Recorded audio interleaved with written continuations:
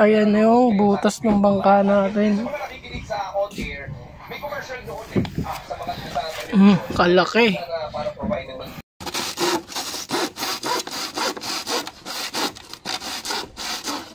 Ang gilid dun, mamaya lang. Marami sila. Ang gilid nito. Malambot ang gilid nito dito. Yan nga. Ikaw na tulingan.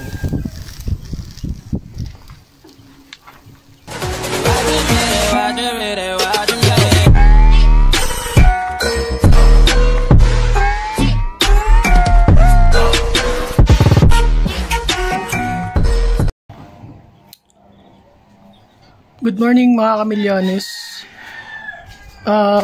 Ngayon ay naggagawa tayo ng bangka.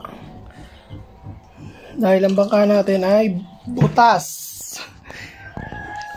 So yan, samahan niyo ako mga kamilyones. Dala lang tayo ng tubig para kay misis natin na nandun sa bangka. Siyempre napakain na natin ang ating mga manok. Ayan, meron siyang 2 sisiw. Busog na sila. Siyempre papasyalan natin yung ating bibe. Ay, itik pala to. 3 na sila, oh. Ginawa ko sila ng maliit na kulungan. Ayan, para naman di sila nagsisiksikan sa karton. Sa karton kasi sila nakalagay na nakaraan. So ayan, nakakita ako ng lambat. Tapos ginawa ko sila ng kulungan. Ayan na. Diyan silang 3. Diba? Mas komportable sila. Pansamantala muna yan, pinusukan ko lang ng kahoy. Ito nga palang aming bahay. Yan, nasa tabing bundok. Bundok na yan. Tapos ang harap ay ilog. And then ang ating napakagandang ibon. Ayan, o. Si Bebird. Bebird ang pangalan niya. Bebird, hi ka sa mga subscriber na, sa mga nanonood sa ating Bebird. Nahiya siya, nagtatago siya, o. Bebird. Nagtatago siya sa camera, mahiyain. So bababa tayo doon sa ginagawa nating bangka. 2 yung binagawa natin. Itong isang bangka nating maliit at yung malaki. So yan, tinastas ko na to kanina. Ayan na. Para dito na siya tatapalan ng plywood. Yung pantapal natin ay nalaglag. Ayan. Tinastas ko na po siya kanina. Ito naman yung malaking bangka natin. Iyan, o, tinastas ko na kanina. Patubig. Nahiya daw siya. Oh. Ayan na yung butas ng bangka natin. Kalaki. Ano yung pantatapal natin. So tinatastas ko muna siya. Sinusukat yung pagkakabitan niya. Yan, o.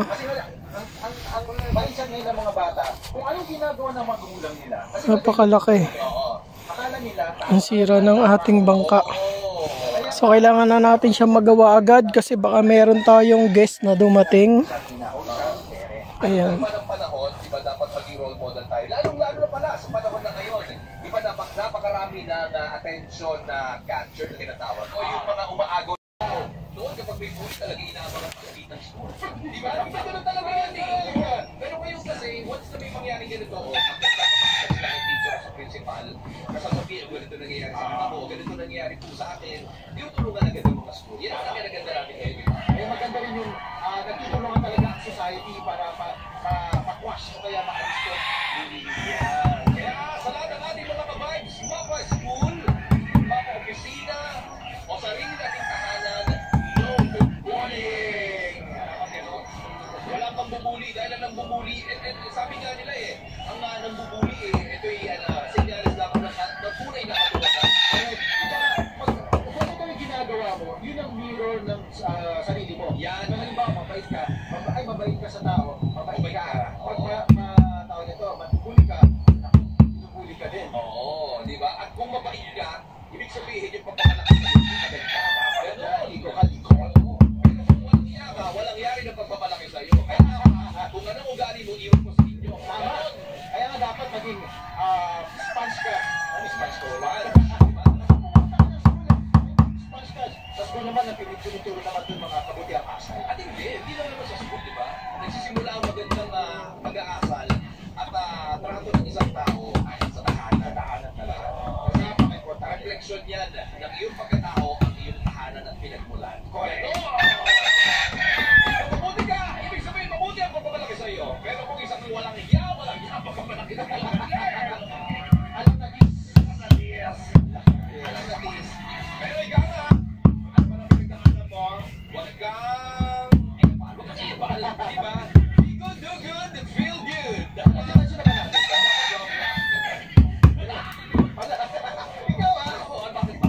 Dapat matanggal lang. Love. Dapat pagmamahalan lang. Love everywhere. Bakit di mo ka nag-comment diretso? Diretso na natin to. Okay, sige. Batiin mo na natin lalo ng mga nag-send sa ating Facebook page. Hoy, si Mama Mia nag-chat. Sabi niya, Sir Tix, oo, sabi niya, mapasabay sana ako kung lang kay Sir Tix. Pwede ka ba? Ano yun? Sabi mo sabi. Ito. Hoy, si Boss Ian de la Cruz. Magandang umaga sa'yo, Boss Ian de la Cruz. Kasi ang gandang drama nyo kayo para sa mga shit natin na nang bubuli. At ang galing yung dalawa, multitasking kayo. At ang galing makapagbigay ng aral sa mga nakikinig. Thank you sa inyong dalawa. Ang galing ng word dito. God bless you both and love you. Favorite from Altesa Hercino Cruz. And ito pa si Altesa Hercino Cruz. Si Jess, Sammy at Titania. Kuya, salamat sa nagpasa yung comment ko. Buwak. Oo, may pakis pa siya ha. Sabi din ni MK Babag, para ka daw si Aubrey, sabi ng kuya ko. Ano ko? Sino? Ano, Ay, Aubrey? from Angie. Hello. See ya. Sino pa? Si Jeff Tanzonero, sabi niya, Ochi ba, napasayo kami dun sa Hit Me Baby One More Time.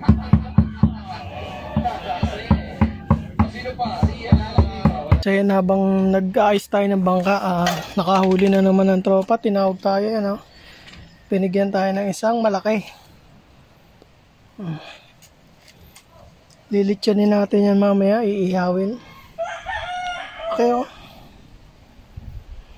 Doon sa kabila, tumulong lang tayo maghakot.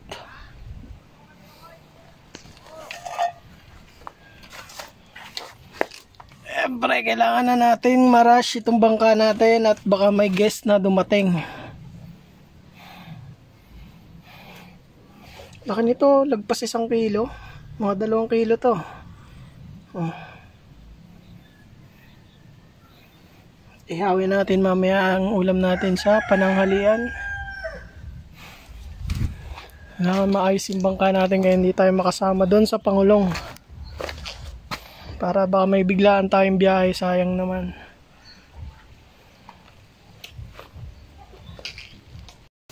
Guys, inihaw na natin ang tulingan. Ayan o.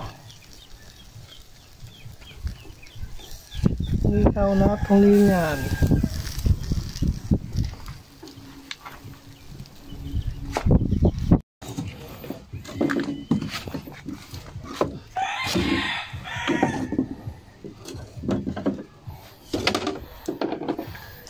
Sinusukatan na natin ng plywood. Ayan.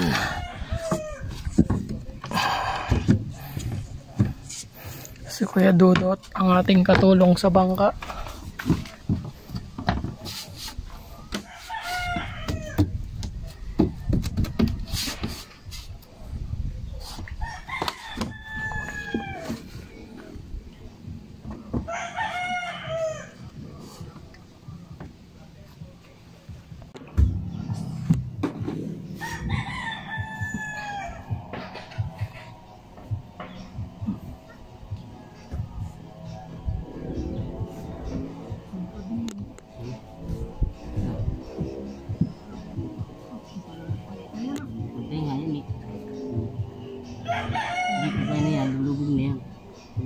lahat nakatupa din eh.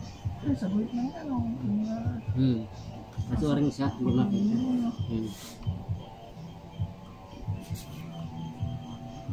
Hindi makita.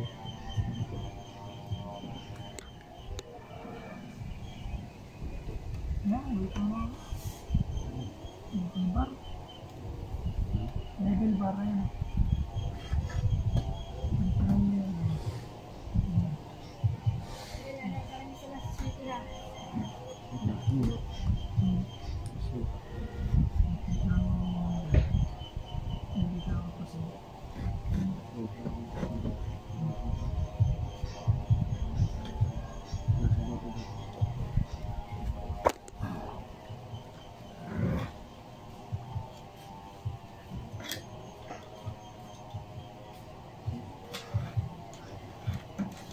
Television. Ano pa naman kayo?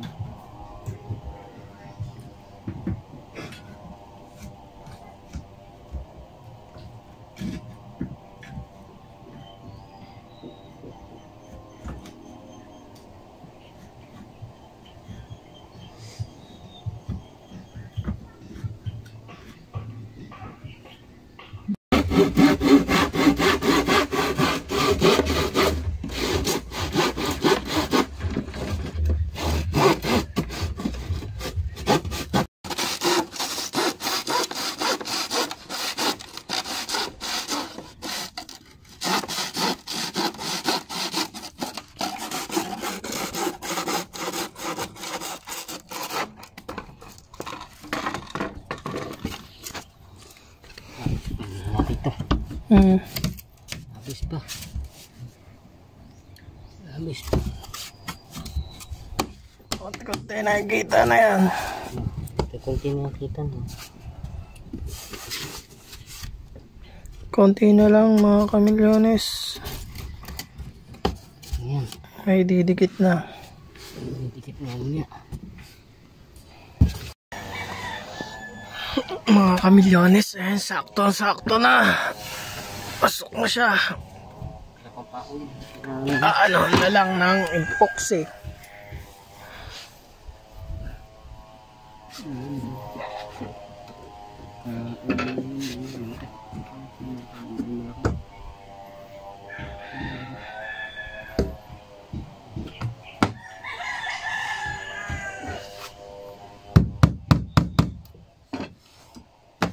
Para pag na-epoxy, mapipisa na siya.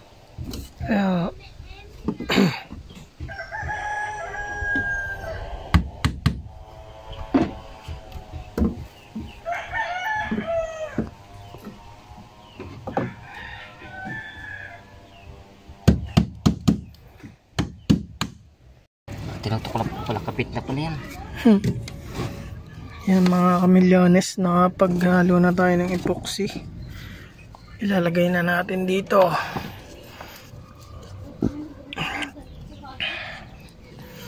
Para maidikit na yung pang tatapal na plywood. Kakapit na kaya yan?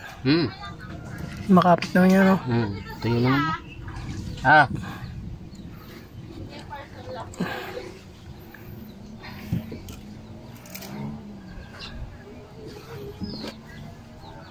Beto, puta. Patibay na yan. Matibay na.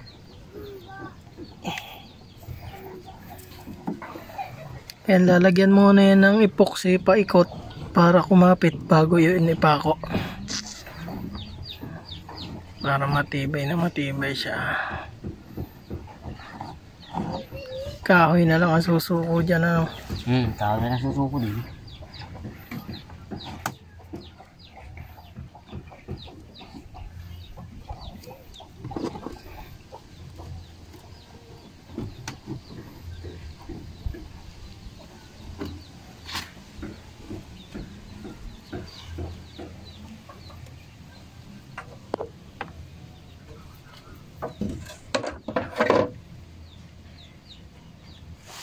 Yan dapat makapal, malambot-lambot na din eh. Apaw yung pag idinikit, ano? Para aanoy na lang, no? Kikinisin. Kinisin na lang yan. Hindi pa natin na ano yan. Tingnan ko, ba't hindi pa yun ano? Ba, ano yan? Yan, ikakapit na at nailagay na ang ating mga epoxy, ano? Dire-diretso pa ako rin. Nasa ulo mo? Martilyo. Ba yung iyo? Madosyat ito iyo. Saan ang martilyo mo? Tula. Dito sa ilalim. Ayun, sa likod mo. Madulas ito iyo. Madulas.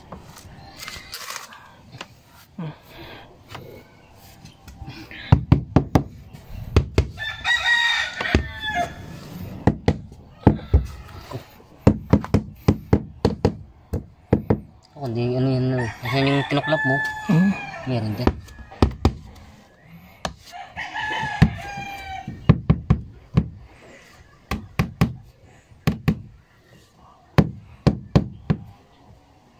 Okay, bom na.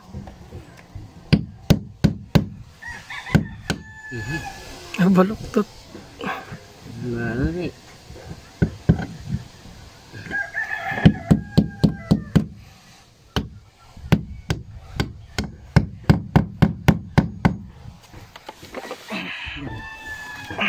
Hindi mangat. Okay. Sinto ni. Baba. Langat to. Okay.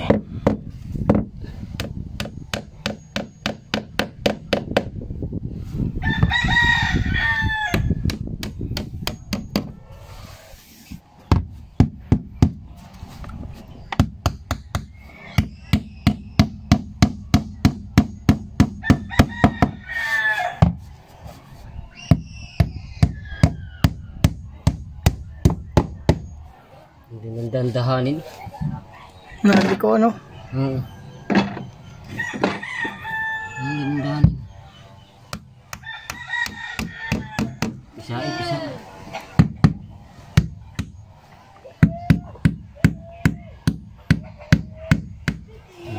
Off.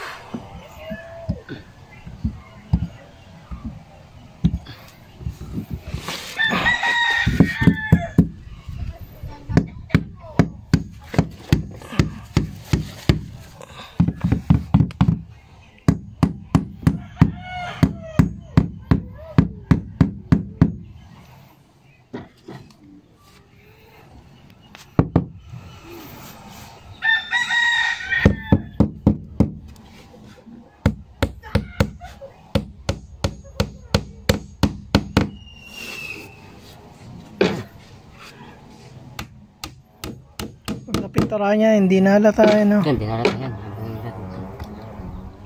May pako dyan kaya.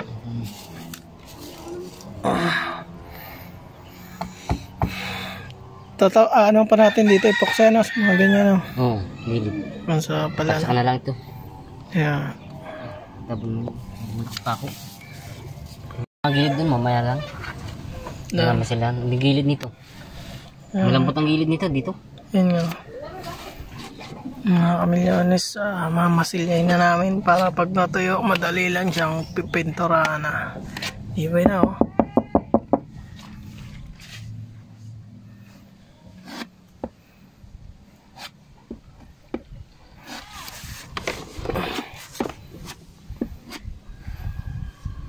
Irekta na namin ang masilya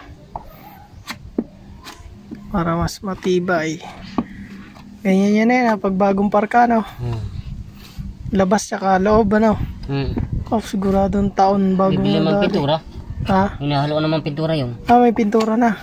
Puro. Ayan Ayan, pag inahaloin yung pintura yan, kung anong kulay gusto ng kulay. Lalagay na dyan sa halina na. Bawa green.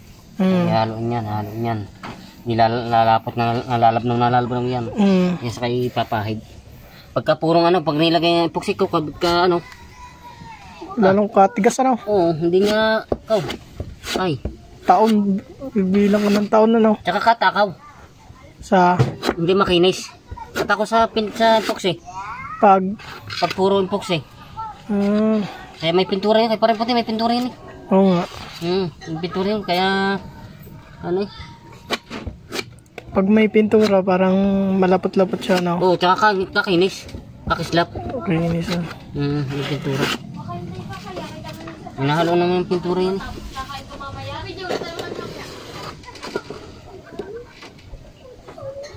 May pirito pa dyan ah. Isda. Hindi nagsaing na mama mo. Karating lang eh. Dito na tubig. Palaki na yan eh. Dito na tubig oh. Yung ate, nakakain na yata yung ate. Saan yung ate? Inabot na tayo ng high tide mga kamilyones. At syempre natapos na natin. Takpan yung ating bangka na nabutas. Ayan. Alright. Papatuyin na lang yan. Tapos bibili tayo ng pintura para hindi na siya halata. Mapipinturahan na natin yan. Pwede na uli isabak. At syempre itong maliit na bangka natin naman yung aayusin bukas kasi ginabi na tayo at abot na ng high tide oh. Nandito na yung tubig. Right. Laban na ulit.